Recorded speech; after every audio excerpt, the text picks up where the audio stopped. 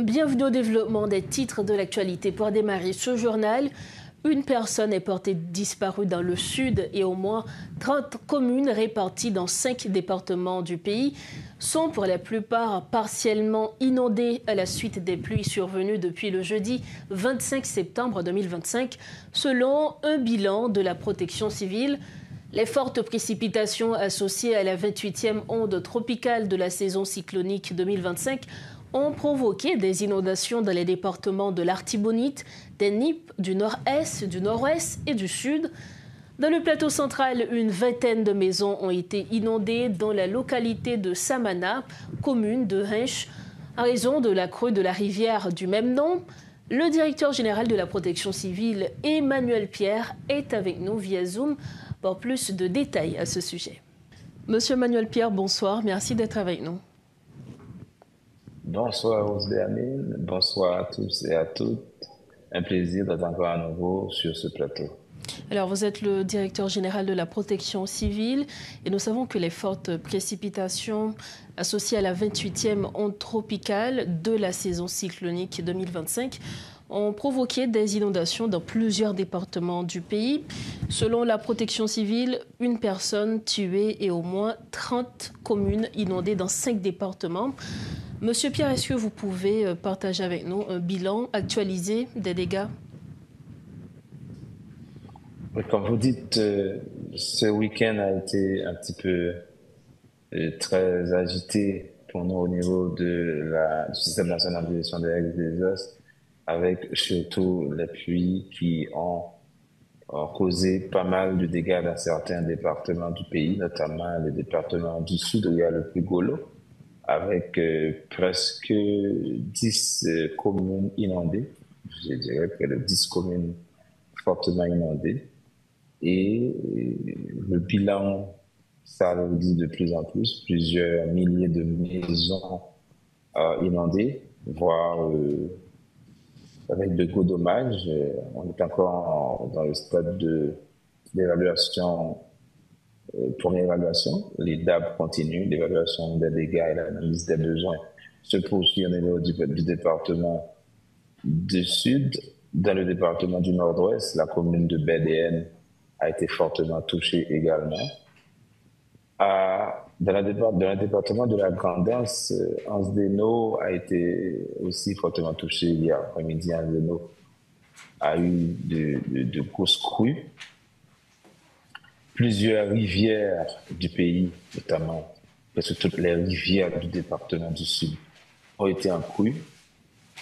En témoigne la rivière de Cavaillon qui a eu, on a eu chaud à Cavaillon vraiment au cours du week-end. Les gens ont eu peur d'un véritable débordement de la rivière au niveau de la ville. Heureusement, la rivière a quand même causé des dégâts dans certaines localités, pas vraiment au niveau du centre-ville de Cavaillon. Les rapports, les évaluations se poursuivent. On a eu déjà 4 rapports de situation qui sont parvenus, 2 du département du Sud. Là, je suis en train de finaliser avec mon équipe le rapport de situation numéro 2, le rapport national, puisque le centre d'opération d'urgence nationale est activé partiellement avec l'air information et analyse et information du public. Maintenant, question pour nous d'apprécier un peu ce qui s'est passé. Mais il faut dire, comme vous l'avez dit, c'est l'onde tropicale numéro 28 qui a causé vraiment ces pluies. Et cette onde tropicale est transformée en dépression tropicale au cours du week-end également. Mais tout en s'éloignant d'Haïti, elle est devenue la dépression, la tempête tropicale numéro 9, Imelda qui poursuit sa route vers le sud des États-Unis. Plus de peur que de mal pour nous autres avec Imelda, parce que Imelda est devenue, je dirais, la 9e tempête tropicale avec les vents de catégorie 65 à 80 km/h. Mais Imelda ne nous concerne plus. C'est la bonne nouvelle à annoncer à la population. Imelda est en route vers d'autres zones, pas Pas Haïti. Haïti. Pas Alors, Haïti. vous avez dressé pour nous un état des lieux de la situation. Est-ce que, au niveau de la protection civile, vous avez entrepris des démarches pour aider, accompagner les familles qui sont victimes? Tout à fait. Euh, bon, on a mis tout juste le plan de réponse en exécution, le plan de réponse aux urgences en exécution. Les institutions du pays, notamment les institutions qui sont en charge de différentes fonctions d'urgence et de secours, ont eu à se parler ce matin, notamment le ministère des Affaires sociales qui est responsable de l'air assistance à la population. On a parlé avec FAES, le Fonds assistance économique et sociale, qui aussi fait partie du système. Nous sommes en train de voir comment transporter certains biens et matériels pour la réponse. Il faut dire qu'il y en a qui ont été déjà prépositionnés en région et depuis ce matin, les discussions ont été déjà entreprises avec les autorités départementales, communales, pour voir comment planifier les discussions en fonction des rapports de situation qui parviennent, dans un premier temps, au niveau qui sont parvenus dans un premier temps au niveau départemental et dans un second temps au niveau national. Il faut le dire, le système national, comme vous le savez, c'est le système national de gestion des risques et des désastres est le système le plus décentralisé au niveau du pays. On a les représentants au niveau local, on a les représentants au niveau communal, les représentants au niveau départemental et le niveau central fait la coordination globale. C'est le travail de la DGPC qui assure la coordination globale des activités de GRD. Maintenant, pour ce qui est de la réponse rapide, comme je dis, tout est mis en place pour donner une réponse rapide aux populations sinistrées. Et du coup, avoir aussi, nous sommes en train de planifier comment mettre en œuvre des activités rapides de curage des canaux dans les principales villes sinistrées pour pouvoir vraiment atténuer ces risques d'inondation au niveau de ces villes. Alors, Monsieur Pierre, jusqu'à présent, le bilan, c'est encore une personne disparue. Et puis, mais en termes de perte de vie humaine, il n'y a pas encore des pertes en vie humaine signalées. Oui, on a signalé une personne disparue au niveau de Manif. Et on vient de me signaler aussi qu'il y a eu un corps sans vie au niveau de cette même commune. Ça fait peut-être, je dirais, 2 victimes. Jusqu'à ce qu'on ne trouve pas la personne disparue, on ne peut pas la considérer comme une personne décédée ou bien morte. Jusqu'à présent, on dit une personne disparue au niveau de Manif et une personne décédée parce qu'on a retrouvé ce corps de cette dame, malheureusement, qui a tenté de traverser une rivière. C'est ça. Le bilan, l'objectif pour nous, c'est 0 mort.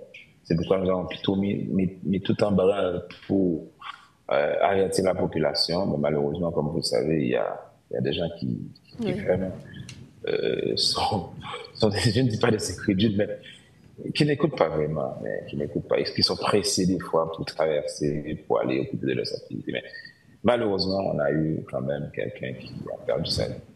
Alors, Monsieur Manuel Pierre, comme dernière question, est-ce qu'on doit s'attendre prochainement, ou du moins très prochainement, ce week-end même, à une prochaine onde tropicale? Il faut dire que nous sommes au milieu alors nous sommes dans le pic de la saison cyclone 2025. Une saison qui a été annoncée intense. Et comme vous le savez, les systèmes naissent rapidement l'un après l'autre. On a eu Umberto qui poursuit son chemin aussi. Au moment où nous étions en train de monitorer Umberto, la 28e dépression onde tropicale Apinescence s'est transformée en tempête tropicale rapidement, tempête tropicale Imelda. Donc, on peut s'attendre à d'autres systèmes et qui vont être formés. Maintenant, comme je dis, c'est le pic de la saison cyclone. Il n'y a pas lieu de s'inquiéter, c'est vrai.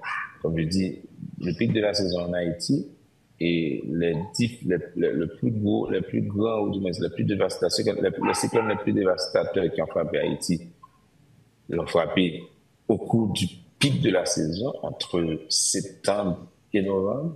Donc, il faut de toute façon se redoubler de vigilance, il faut de toute façon se renforcer, ce que nous sommes en train de faire, avoir une vigilance constante. Nous maintenons déjà la surveillance constante à travers les institutions techniques, notamment l'UHM, l'unité hydrométéorologique d'Haïti, pour qu'on ait en temps réel les informations techniques les plus sûres pour pouvoir alerter la population. Ce que nous disons à la population, c'est d'être très vigilant, de surtout écouter les voix autorisées. Les voix autorisées. Certes, il y a des gens qui font le travail, les médias sociaux. Je les encourage à le faire, mais à le faire bien, à surtout donner les bonnes informations à la population. Donc la prudence est encore de mise. Merci infiniment à vous, Monsieur Emmanuel Pierre. Merci beaucoup pour avoir donné à la direction de la protection civile du système national de gestion des risques cette possibilité de pouvoir communiquer avec la population et surtout expliquer ce qui s'est passé dans certaines régions du pays, notamment la région du Sud, qui est la plus fortement frappée. C'est au devoir. Merci encore. Voilà donc les précisions du directeur général de la protection civile, Monsieur Emmanuel Pierre. Il était avec nous ce soir à Metro News.